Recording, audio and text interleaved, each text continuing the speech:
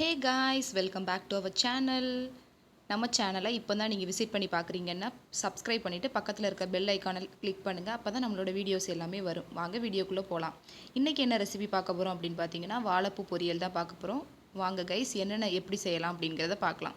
First ஒரு வெங்காயத்தை எடுத்து இந்த மாதிரி பொடி பொடியாக கட் பண்ணி வச்சுக்கோங்க. அப்புறம் 2 காஞ்ச மிளகாய் எடுத்துக்கோங்க. அப்புறம் கொஞ்சமாக கருவேப்பிலை எடுத்துக்கோங்க. அப்புறமா தேங்காவை இந்த மாதிரி மிக்ஸி ஜாரில் போட்டு திருவி வச்சுக்கோங்க. அப்புறமா வாழைப்பூ வந்து இந்த மாதிரி கட் பண்ணி நல்லா கழுவி வச்சுக்கோங்க. இப்போ அடுப்பை ஆன் பண்ணிவிட்டு பாத்திரத்தை வைங்க. அடுப்பு நல்லா சூடானதுக்கப்புறம் எண்ணெயை ஊற்றுங்க.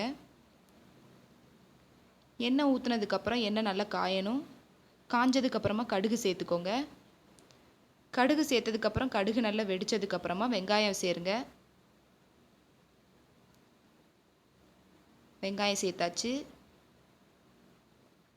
வெங்காயம் சேர்த்ததுக்கப்புறமா கருவேப்பிலை போடுங்க. இல்லைன்னா கருவேப்பிலை ரொம்ப வெடிக்கும்.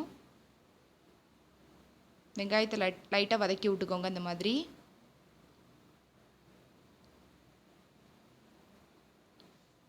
வெங்காயம் கலர் சேஞ்ச் ஆகணும். இப்போ கருவேப்பிலை சேர்த்துக்கலாம். கருவேப்பிலை சேர்த்துட்டு நல்லா இன்னொரு வாட்டி மிக்ஸ் பண்ணிடுங்க. அதுக்கப்புறம் காஞ்ச மிளகாய் சேர்த்துக்கலாம். இந்த மாதிரி பிச்சு விட்டுக்கோங்க. அதையும் சேர்த்து மிக்ஸ் பண்ணிக்கோங்க. வெங்காயம் வந்து ரொம்ப கலர் மாறணும்னு அவசியம் இல்லை. லைட்டாக கண்ணாடி பதம் வந்தாலே போதும். அதுக்கப்புறமா நம்ம ஒரு பிஞ்ச் மஞ்சள் தூள் சேர்க்க போகிறோம்.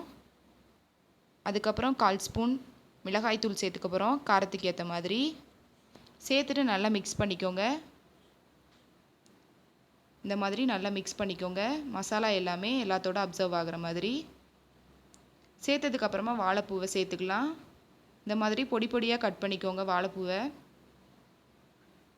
கட் பண்ணிவிட்டு அதையும் நல்லா இந்த மாதிரி கிளறிக்கோங்க. இந்த மசாலாவோட இந்த வாழைப்பூ வந்து அப்சர்வ் ஆகிருக்கணும். இந்த மாதிரி கீழேருந்து மேலேயும் மேலேருந்து கீழேயும் கிளறிட்டு இப்போது தேவைக்கு ஏற்ற மாதிரி சால்ட்டு சேர்த்துக்கோங்க.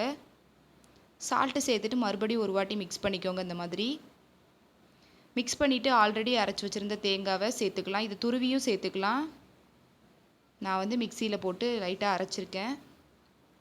சேர்த்துட்டு தேங்காய் எதுக்கு சேர்க்குறோம் அப்படின்னா அந்த துவர்ப்பை வந்து கொஞ்சம் இது வந்து கம்மி பண்ணிடும் தேங்காய் போடுறதுனால. அதனால் சேர்த்துருக்கேன். பாருங்கள், ரெடி ஆயிருச்சு. இந்த வாழைப்பூ சாப்பிட்றதுனால சுகர் லெவல், அதுக்கப்புறம் பீரியட்ஸு, அப்புறம் ஃபீடிங் பண்ணுற மதர்ஸ்க்கு எல்லாத்துக்குமே ரொம்ப ஹெல்ப்ஃபுல்லாக இருக்கும் அப்படின்னு சொல்கிறாங்க. இந்த வாழைப்பூ பொரியலை நீங்களும் உங்கள் வீட்டில் செஞ்சு பார்த்து எப்படி இருக்குங்கிறத கமெண்ட் செக்ஷனில் சொல்லுங்கள். நெக்ஸ்ட் வீடியோவில் பார்ப்போம். பாய்.